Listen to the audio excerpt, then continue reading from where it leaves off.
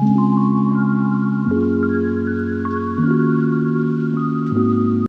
everyone, welcome back to another week on the Brush by Brandy YouTube channel, and this week we're working on this piece that's behind me. This one is actually complete already, and I cannot wait to show you where it started because you're not going to believe the transformation on this one, but I'm just going to give you one clue, and that is these.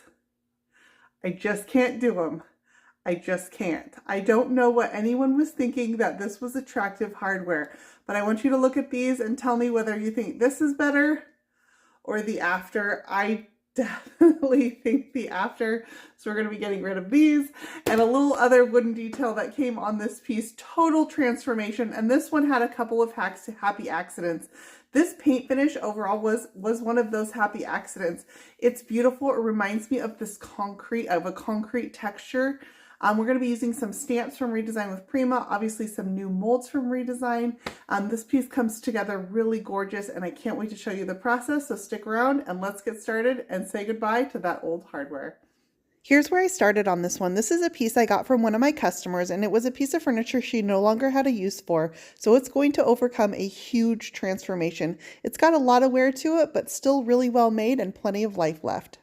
The first thing I did was remove that horrible hardware, and that just unscrewed really easily, but then it had these raised sections on the drawers and I didn't care for them. I felt like overall it limited my design possibilities and just made it look really dated.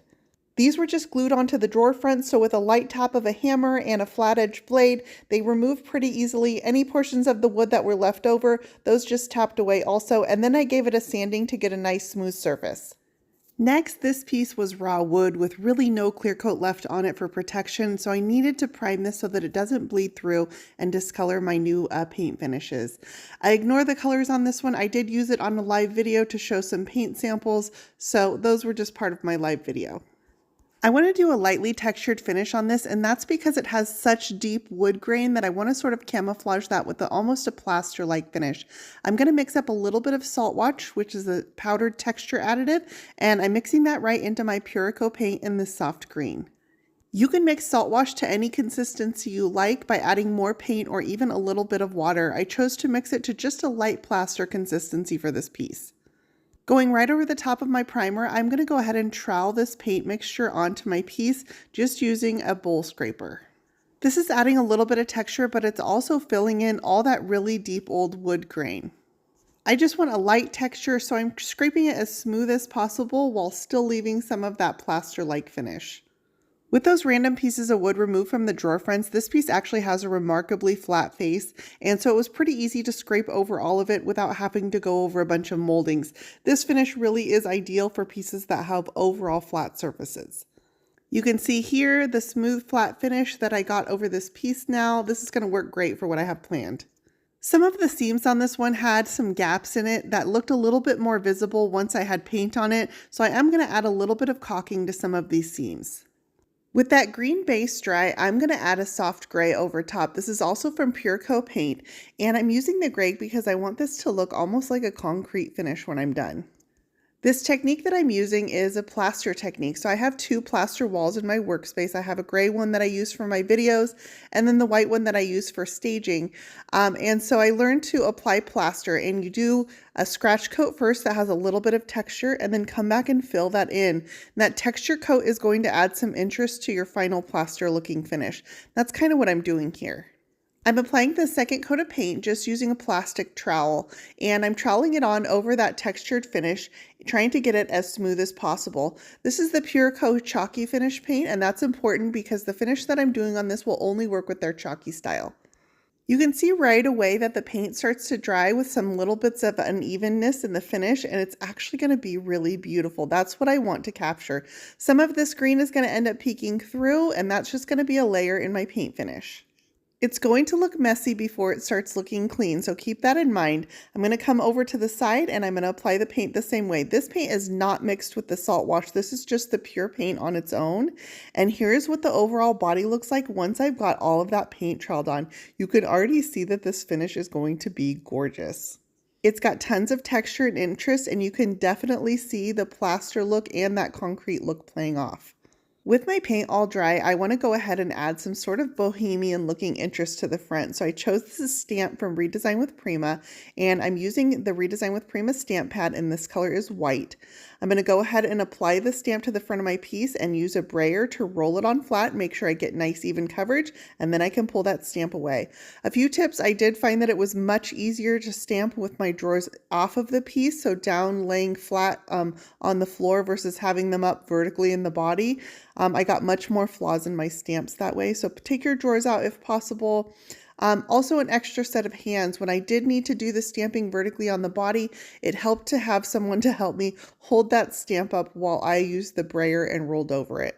Keep in mind when you're using furniture stamps that they're meant to be a little bit imperfect. They're meant to have a bunch of character, and that's what I love about using them. It was perfect for this bohemian look.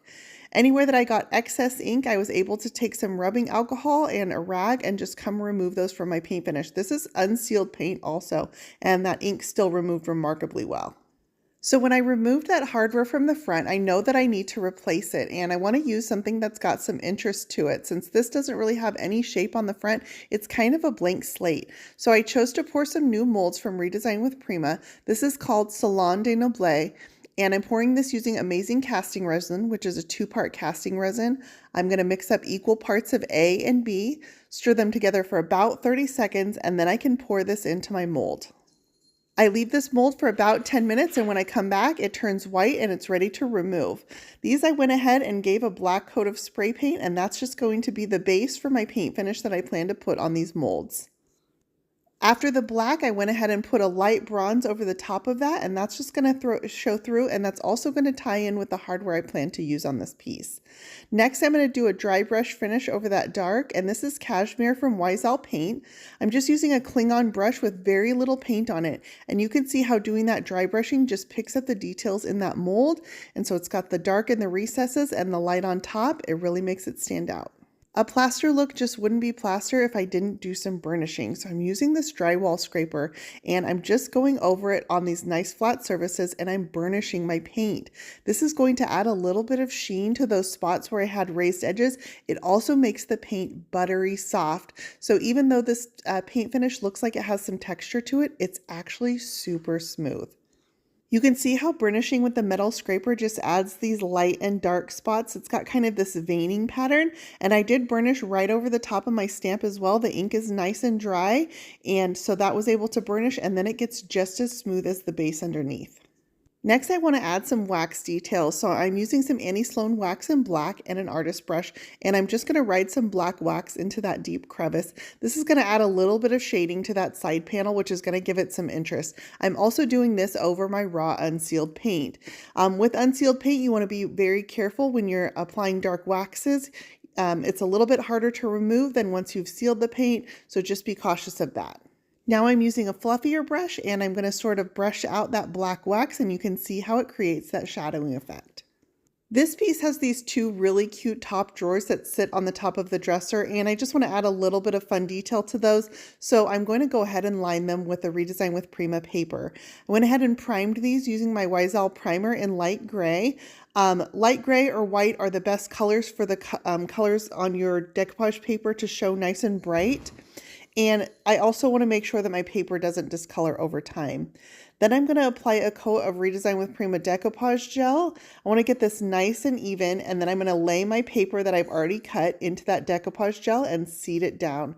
This paper is really user-friendly because you can play with the placement. You can lift it up if you need to.